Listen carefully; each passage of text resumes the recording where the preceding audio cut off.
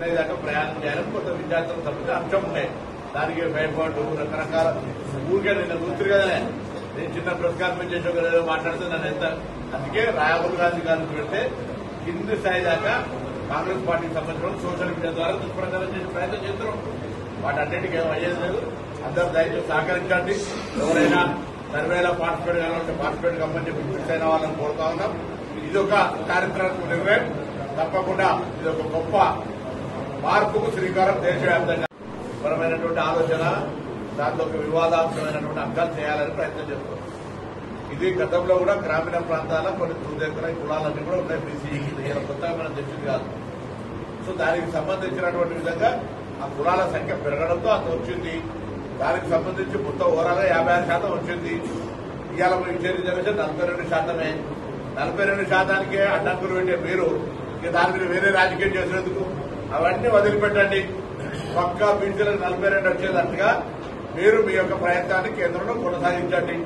దీనికి సంబంధించిన చట్టబద్దతను క్షేత్ర స్థాయిలో అమలయ్యే వరకు కూడా కృషి చేయమని వారందరూ విజ్ఞప్తి చేస్తున్నారు. వేషిడం లేదు, విమర్శ లేదు. ఇవాళ ఇంత పెద్ద కార్యక్రమం తీసుకున్నప్పుడు కొత్త విమర్శలు ఇబ్బంది వస్తే సంఘాల వాళ్ళందరినీ పిలిచి 4.5 గంటలు కూర్చొని చర్చ చేసి వాళ్ళందరూ అభిప్రాయం విని ఈ విధంగా ముందుకు పోతా ఉన్నది మా ప్రభుత్వం. ఎవరైనా చెప్తే వినడానికి సిద్ధంగా ఉన్నాం. మేము వినాం, మాకు ఇష్టమైనట్టు చేస్తామని మేము అంటలేమో. కాబట్టి ప్రజల యొక్క ఆకాంక్షల్ని గౌరవించేది ప్రజాస్వామిక పార్టీగా, ప్రజాపాలన అందిస్తున్నటువంటి పార్టీగా దయచేసి ఒక చారిత్రాత్మక నిర్ణయం జరుగుతున్నటువంటి సందర్భంలో 1931లో స్వతంత్రం రాకముందు జరిగింది కుల సర్వే. ఇవాళ మళ్లీ జరుగుతూ ఉంది. ఒకవేళ అటు ఇటు ఉన్నా ఇంకేదన్నా అని మీరు అనుకుంటారు. అసలు ఒక % కూడా లేకుండా ఉందని నేను దాన్ని గమనించినట్టు విషయం చెప్తా ఉన్నాను. కేంద్రం నుంచి తెలంగాణ రాష్ట్రం చేస్తున్న రోల్ మోడల్ గా దేశం మొత్తం మీద ప్రభావం చేసే అవకాశం తీసుకో, లేదా మౌనంగా ఉండి బీసీల ఆగ్రహానికి గురికాకుండా ఉండమని కోరుతా ఉన్నా.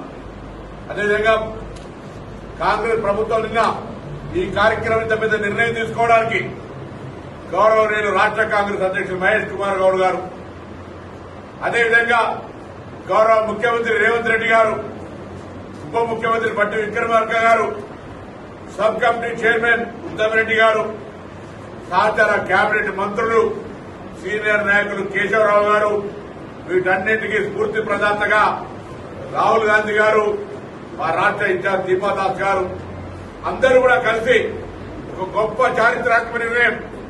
మేము అనేక సందర్భాల్లో విద్యార్థి సంఘ నాయకులుగా కొట్లాడాం ఇటువంటి డిమాండ్ల కొరకు.